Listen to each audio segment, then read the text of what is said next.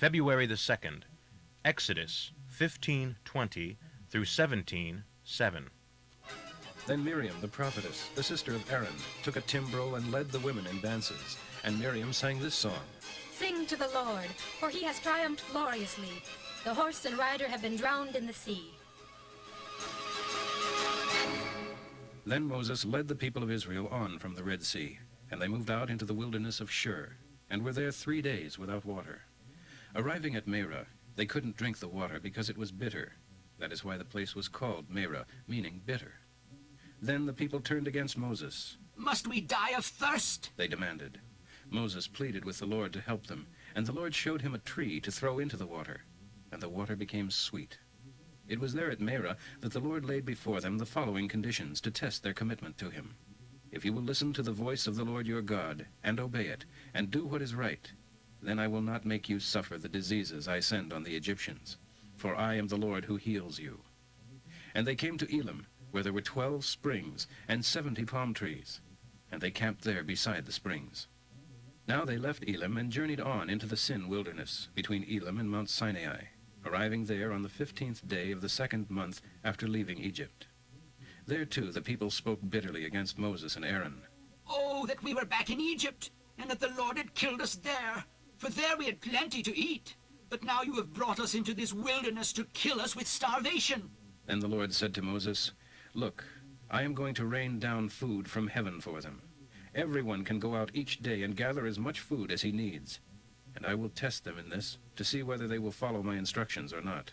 Tell them to gather twice as much as usual on the 6th day of each week."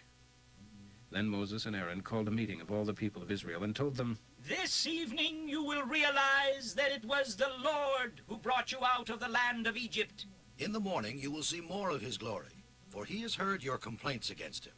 For you aren't really complaining against us. Who are we? The Lord will give you meat to eat in the evening and bread in the morning. Come now before Jehovah and hear his reply to your complaints." So Aaron called them together, and suddenly, out toward the wilderness, from within the guiding cloud, there appeared the awesome glory of Jehovah. And Jehovah said to Moses, "I have heard their complaints. Tell them in the evening you will have meat, and in the morning you will be stuffed with bread, and you shall know that I am Jehovah your God." That evening vast numbers of quail arrived and covered the camp. And in the morning the desert all around the camp was wet with dew, and when the dew disappeared later in the morning, it left tiny flakes of something as small as hoarfrost on the ground. When the people of Israel saw it, they asked each other, "What is it?" And Moses told them, It is the food Jehovah has given you to eat. Jehovah has said for everyone to gather as much as is needed for his household, about 3 quarts for each person in his home. So the people of Israel went out and gathered it, and when they poured it into a 3-quart measure, there was just enough for everyone, 3 quarts apiece.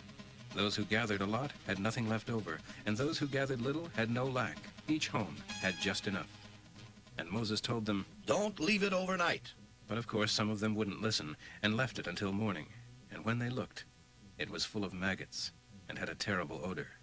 And Moses was very angry with them.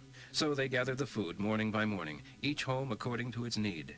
And when the sun became hot upon the ground, the food melted and disappeared. On the 6th day they gathered twice as much as usual, 6 quarts instead of 3. Then the leaders of the people came and asked Moses why this had been commanded them. And he told them, Because the Lord has appointed tomorrow as a day of seriousness and rest, a holy Sabbath to the Lord, when we must refrain from doing our daily tasks. So cook as much as you want to today, and keep what is left overnight. And the next morning the food was wholesome and good, without maggots or odor. Moses said, This is your food for today. For today is the Sabbath to Jehovah, and there will be no food on the ground today. Gather the food for 6 days, but the 7th is a Sabbath, and there will be none there for you on that day. But some of the people went out anyway to gather food, even though it was the Sabbath. But there wasn't any. How long will these people refuse to obey? The Lord asked Moses.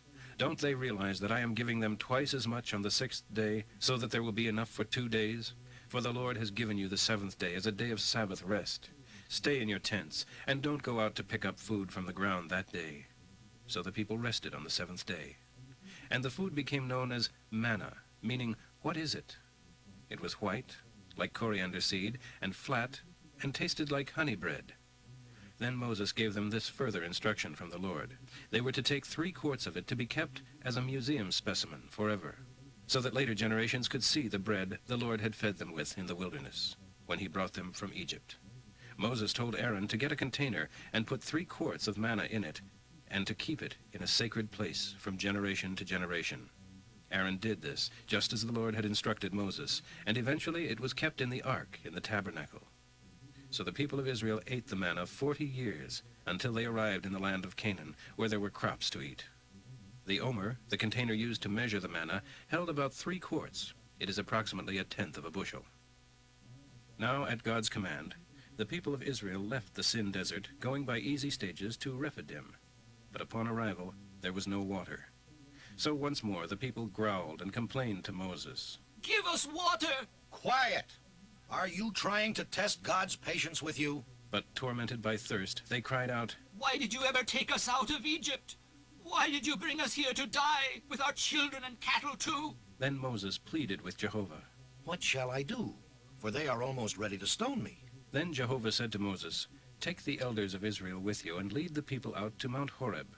I will meet you there at the rock. Strike it with your rod, the same one you struck the Nile with, and water will come pouring out, enough for everyone. Moses did as he was told, and the water gushed out. Moses named the place Massah, meaning tempting Jehovah to slay us. And sometimes they referred to it as Meribah, meaning argument and strife. For it was there that the people of Israel argued against God and tempted him to slay them by saying, Is Jehovah going to take care of us or not? Matthew 22, 1 through 32. Jesus told several other stories to show what the kingdom of heaven is like. For instance, he said, It can be illustrated by the story of a king who prepared a great wedding dinner for his son. Many guests were invited, and when the banquet was ready, he sent messengers to notify everyone that it was time to come. But all refused. So he sent other servants to tell them, Everything is ready, and the roast is in the oven. Hurry! But the guests he had invited merely laughed and went on about their business, one to his farm, another to his store. Others beat up his messengers and treated them shamefully, even killing some of them. Then the angry king sent out his army and destroyed the murderers and burned their city. And he said to his servants, The wedding feast is ready, and the guests I invited aren't worthy of the honor. Now go out to the street corners and invite everyone you see. So the servants did, and brought in all they could find, good and bad alike, and the banquet hall was filled with guests. But when the king came in to meet the guests, he noticed a man who wasn't wearing a wedding robe provided for him. Friend, he asked, how does it happen that you are here without a wedding robe? And the man had no reply. Then the king said to his aides, Bind him hand and foot, and throw him out into the outer darkness where there is weeping and gnashing of teeth. For many are called, but few are chosen. Then the Pharisees met together to try to think of some way to trap Jesus into saying something for which they could arrest him. They decided to send some of their men along with the Herodians to ask him this question. Sir, we know you are very honest and teach the truth regardless of the consequences, without fear or favor. Now tell us, is it right to pay taxes to the Roman government or not? But Jesus saw what they were after. You hypocrites, he exclaimed, who are you trying to fool with your trick questions? Here, show me a coin. And they handed him a penny. Whose picture is stamped on it, he asked them. And whose name is this beneath the picture? Caesar's. Well then, he said, give it to Caesar if it is his, and give God everything that belongs to God. His reply surprised and baffled them, and they went away. But that same day, some of the Sadducees, who say there is no resurrection after death, came to him and asked, Sir, Moses said that if a man died without children, his brother should marry the widow, and their children would get all the dead man's property. Well, we had among us a family of 7 brothers. The first of these men married and then died, without children. So his widow became the second brother's wife. This brother also died without children, and the wife was passed to the next brother, and so on until she had been the wife of each of them. And then she also died. So, whose wife will she be in the resurrection? For she was the wife of all 7 of them. But Jesus said, Your error is caused by your ignorance of the Scriptures and of God's power. For in the resurrection there is no marriage. Everyone is as the angels in heaven. But now as to whether there is a resurrection of the dead, don't you ever read the Scriptures? Don't you realize that God was speaking directly to you when he said, I am the God of Abraham, Isaac, and Jacob? So God is not the God of the dead, but of the living. Psalm 27, 1 through 7. The Lord is my light and my salvation. Whom shall I fear? When evil men come to destroy me, they will stumble and fall. Yes, though a mighty army marches against me, my heart shall know no fear. I am confident that God will save me. The one thing I want from God, the thing I seek most of all, is the privilege of meditating in his temple, living in his presence every day of my life, delighting in his incomparable perfections and glory. There I'll be when troubles come. He will hide me. He will set me on a high rock, out of reach of all my enemies. Then I will bring him sacrifices and sing his praises with much joy. Listen to my pleading, Lord. Be merciful and send the help I need. Proverbs for today, 6, 20 through 26. Young man, obey your father and your mother. Tie their instructions around your fingers so you won't forget. Take to heart all of their advice. Every day and all night long, their counsel will lead you and save you from harm. When you wake up in the morning, let their instructions guide you into the new day. For their advice is a beam of light directed into the dark corners of your mind to warn you of danger and to give you a good life. Their counsel will keep you far away from prostitutes with all their flatteries. Don't lust for their beauty. Don't let their coyness seduce you.